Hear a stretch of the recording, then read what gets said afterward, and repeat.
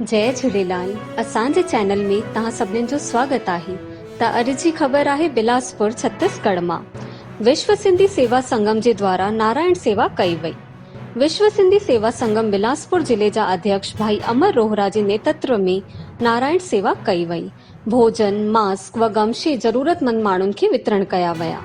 बिलासपुर शहर में अलॻि अलॻि स्थाननि में वञी करे बस स्टैंड, रेलवे स्टेशन, गोल बाजार, सदर बाजार, जूना बिलासपुर, गांधी चौक, जगमल चौक, तेलीपारा एवं अन्य कई स्थाननि ते नारायण सेवा कई वई। श्री अमर रोहरा संस्था जा हाल ही में नया अध्यक्ष नियुक्त थिया आहिनि। पदभार ग्रहण कंदे ही सेवा कार्य आरंभ करे छॾियऊं। उन्हनि में ॿुधायूं कि सेवा करण जे लाइ इंतजार न करणो खपे, बल्कि तत्पर रही करे कोरोना काल हले तो पियो, लॉकडाउन भी लॻल आहे ऐं सेवा जी ज़रूरत भी आहे, त इन जे लाइ निरंतर हलंदी रहंदी सेवा। हंगर फ्री एवं सेवा एक नई पहल संस्था जा विशेष सहयोग रहियो।